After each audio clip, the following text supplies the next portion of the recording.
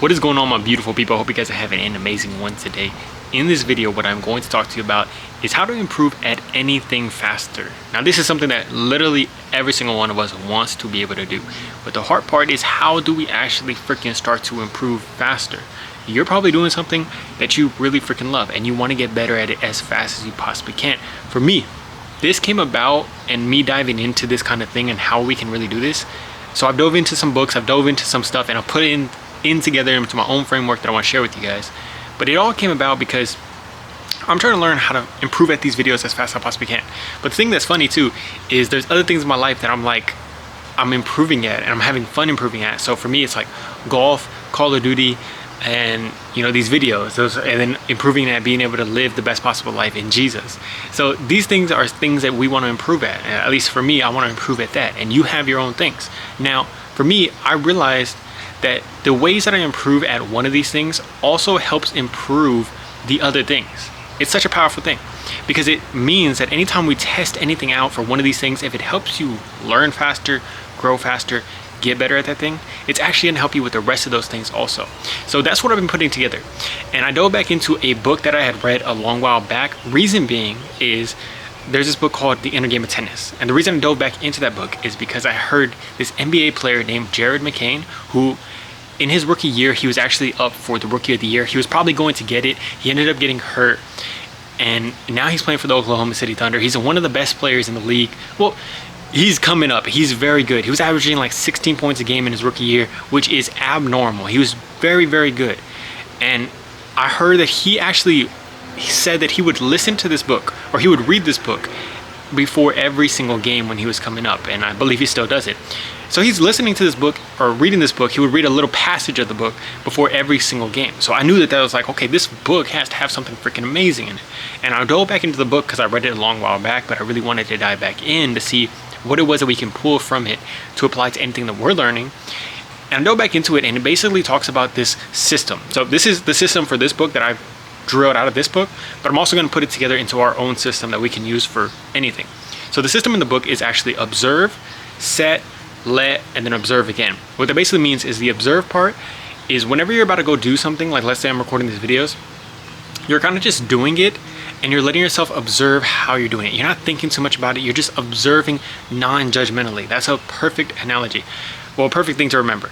You're observing it non-judgmentally. You're not constantly saying like, oh my gosh, I suck at this. Oh my gosh, this is so bad.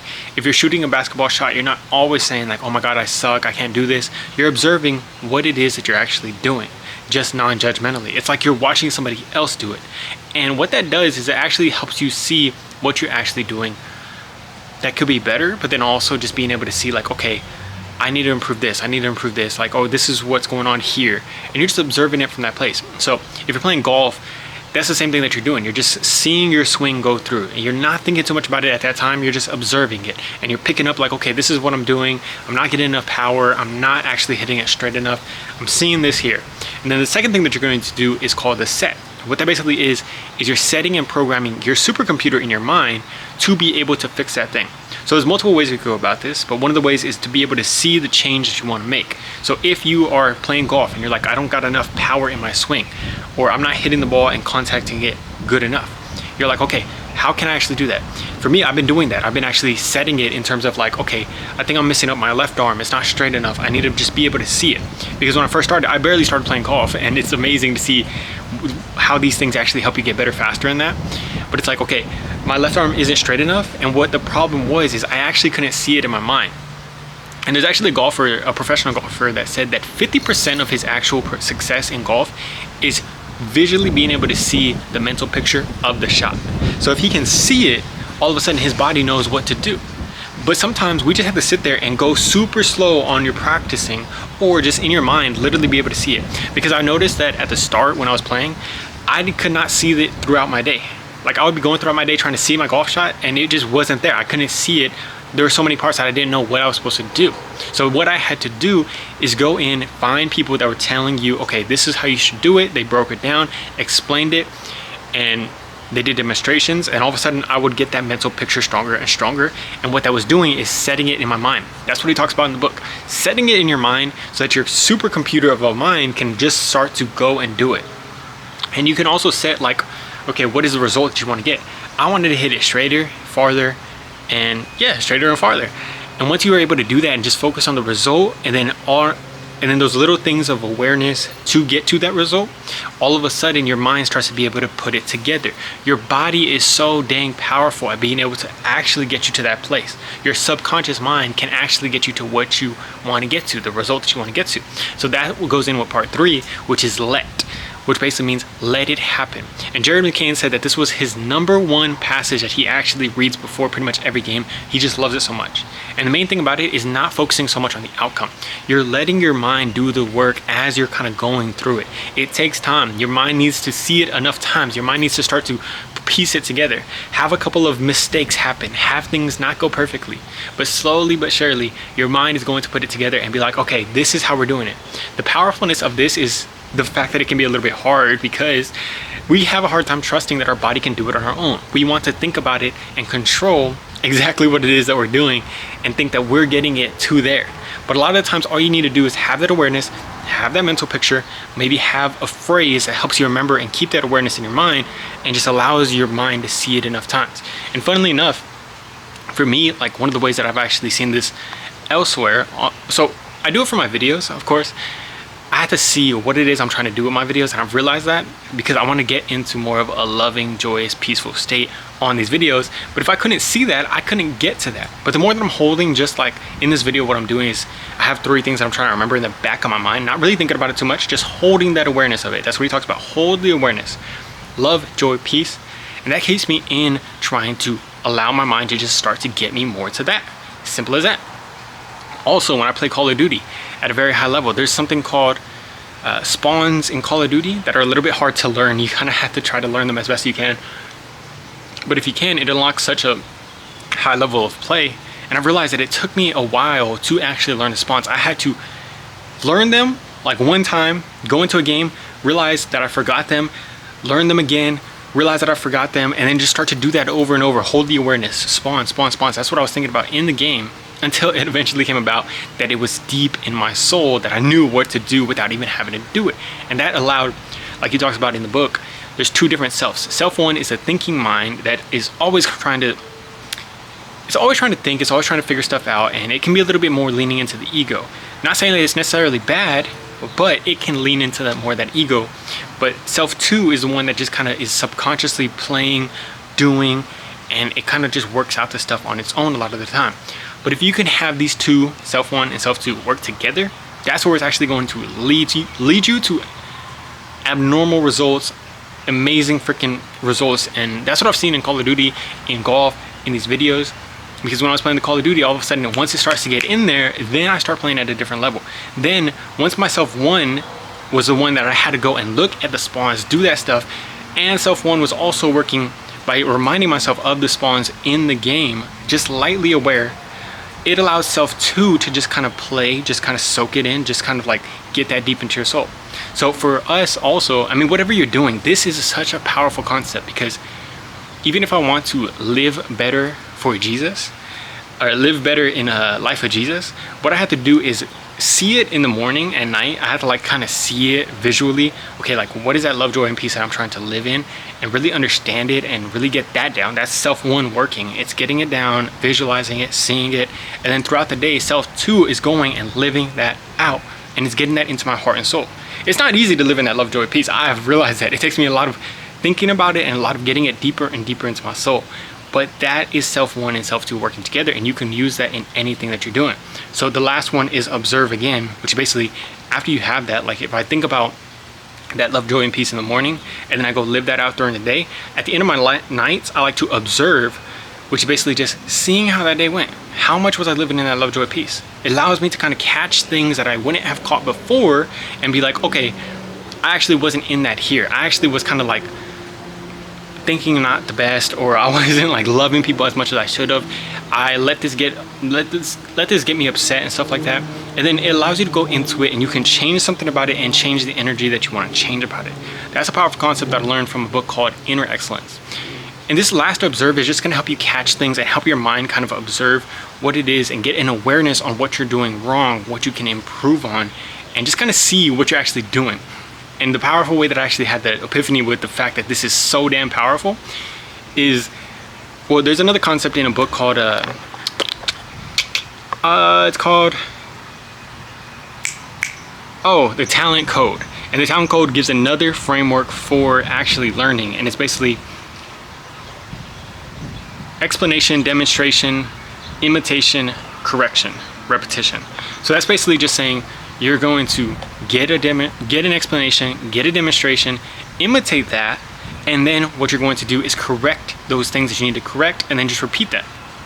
So what I've done for Call of Duty is basically I've watched pro players play, seen how they play, gotten explanations on why they do certain plays, do certain things, and then I imitate that in my own games. But the powerful thing that I was missing is at the end of it, watching back my own gameplay. So I actually played with this guy in a very high lobby. He plays in he was a top 250 player in the world at this game, and I asked him in his stream what he does to actually improve the fastest that he can. And he told me, he basically said, one of the most important thing that I've done is watching my own gameplays back, watching them back. You will learn so much about your mistakes from there. And so that was what I was missing. I wasn't watching it back because, I'm not really trying to be professional in Call of Duty or anything. I'm already at a very high level, but I realized if I'm trying to get as good as I can in the small amount of time that I play, I might as well do that. And I started doing that this past 2 days, or this past day, just looking back at my gameplay, and I realized how much I was off on what I thought I was actually doing. I thought I was already at this pro level or whatever, but I still had so much to freaking improve on, and I started to see it so clearly once I just watched my gameplay back. And that's as simple as what you can do for the correction, but also for the observing part. That's the same part of the frameworks in these two different books. It's observing so that you're getting an awareness on what you're doing. Same thing for my golf swing. I was out here right now with my cat, and I was just practicing my golf swing.